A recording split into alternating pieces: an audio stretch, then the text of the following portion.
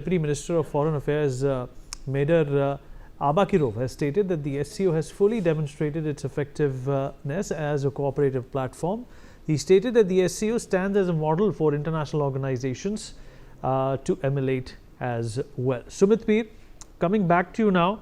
Well, every country has its own interests. India's leadership may change. India's GDP may change, it will grow, and of course that has been the trend for the past few years and decades now. But the fact of the matter is, when it comes to our core interest with China, what are we looking at here? What can we expect China to do if we spell out the brass tacks that India needs to ask of China, basically? I think, Vineet, if you look at today, if you look at this US, if we are going to get even a $30-40 billion hit with the reduced GST, which is going to come, and there are some hints in the market, but let's not contemplate on that. With the reduced GST, which is going to come, and we are diversifying our exports, I think we should be able to live the storm. We will be able to live the storm. Look, China is primarily export country with $98 trillion of trade deficit. Even if they start buying another 5 trillion, 10, 8, 10, $15 trillion from you, that will still keep it at $75 or $80 trillion, which is big, right? Which is almost more than your defense spending in a year. There is a point of contention here. Another thing is, maximum you can expect some magnets to come. You can expect the borders to be peaceful. You can expect the things to be a bit streamlined. You can expect them to, tweak down their support to Pakistan, which they will not end. You can expect them not to encircle you a little bit. You can only expect the Chinese aggression to go down by some notches. That will be a realistic expectation. But China remains our arch rival in the region, and China has territorial ambitions. Let's not forget it. And the only difference between America and China is, we need to look.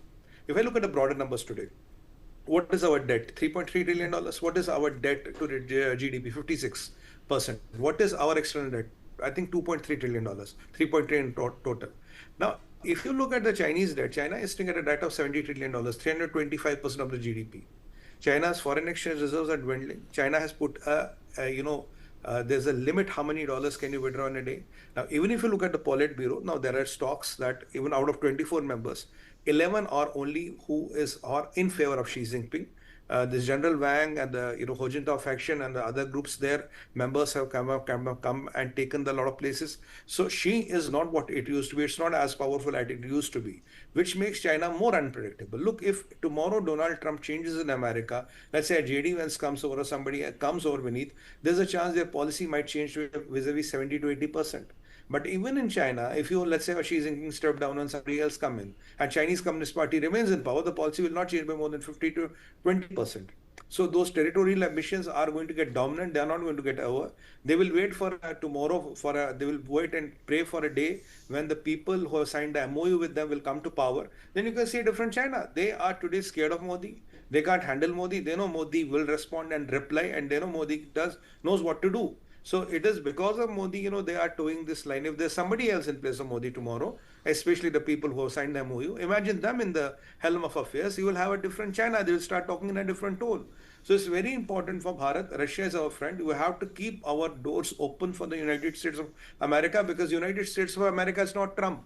Trump will be gone after 3 years. There will be different people who can come in. And there are already talks of, if you look at 48 hours back, JD was saying, I'm ready to become the president.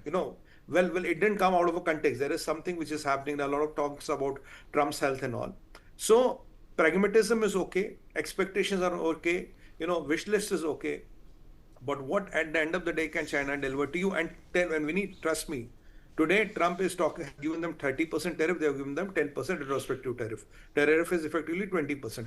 Imagine tomorrow Trump opening some red carpet for them, rolling out some red carpet for them. China will turn. China will turn.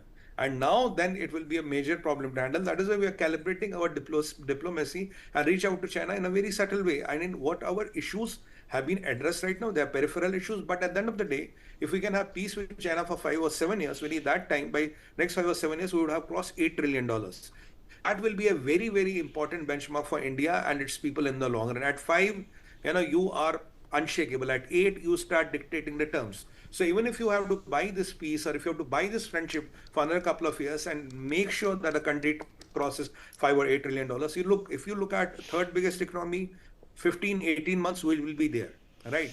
So when your economic strength becomes more and more powerful, Make in India becomes more and more powerful, Atmanirbhar Bharat becomes more and more powerful, that is where the strength of India will come. And at the end of the day, look, Make in India is a direct competitor to what China does. Now, what the Honorable Prime Minister said in Japan, come make in India, make for the world. Now, Japan moving its businesses to India, a lot of Japanese businesses are here. Do you think China is happy with it? Do you think Vietnam is happy with it? No, they are not happy with it. But in this world, I mean, you have to manage the things at a real-time basis. The things are going very good. Unfortunately, because of this Donald Trump's personal vendetta and those psychophancies, we are seeing this situation.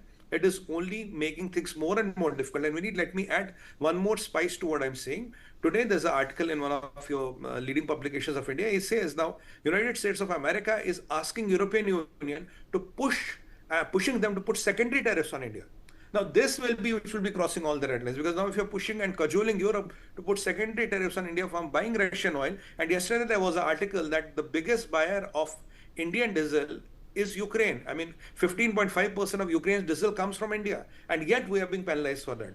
Now, the biggest buyer of Russian oil is China, yet we are being penalized for that. Now, if this European thing starts coming up, this will be something too much to handle. But again, with all those things shaping up, Xi Jinping might change his mind. He might be talking today all the nice things to you, but tomorrow, if he thinks the winds are changing, he's a person who will accordingly align to it. He knows India is his competition. He knows India has come up. He knows he cannot dominate the world as long as India is there, dominating the globe.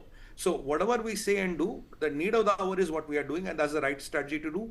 But in the long run, real-time calibration, and we have to really tread very, very carefully with China. And I'll quote you Mike Pompeo, what he said. He said, if you are a country anywhere in the world, Chinese Communist Party will have territorial ambitions vis-a-vis. It does not matter where in the world you are. So we are a next door neighbor. Bhai, hum to bilkul lage hue hai na. So even if a new person comes today, even he will have some typical kind of ambitions. And cozying up to all the people who are not the best buddies of India, including Pakistan and all, extending BRI into Afghanistan. We understand all that what is happening. I think our diplomacy understands all things what's happening. The Honorable Prime Minister understands all this happening, but we are treading with caution. We know what to do, how much not to do. Cautious optimism is the name of the game. But I can, Vineet, trust on you. But can I bank on you? Trust means today at 11:45 or 12:35, I can trust you. But after 1 year, can I really bank on you? And whenever I need you, that is the difference between trust and bank. You may trust them temporarily, but can you bank on them like you bank on Russia? Well, answer is unfortunately no, because that is how China's DNA is now, and they are competing with you. Make in India is a direct competition to China. We may like it, we may not like it. I don't agree there's enough space for both of us. Ultimately, what Modi ji said, dam kam dam zyada. If we are able to do that, it will be a very, very directed to Chinese markets, because China ka saman hai na, chale to chand tak, nahi to raat tak. So if we are able to have the prices low and build that quality, is exactly how US and Japanese manufacturing were competing in one point of time. That's how Japan took over. The Japan ka dam kam tha, dam zyada tha. Japan ultimately took over the manufacturing from US, and Japanese products became more reliable. When Japanese products hit the market, that China kind of a reputation ki bhai kya chalenge, nahi chalenge. But today Japanese products are much reliable. That is what the Bharat is doing in the long run, and that is what the Bharat's mission is. Well, it doesn't suit China's taste buds, but that is what we are. We need. We have to do what we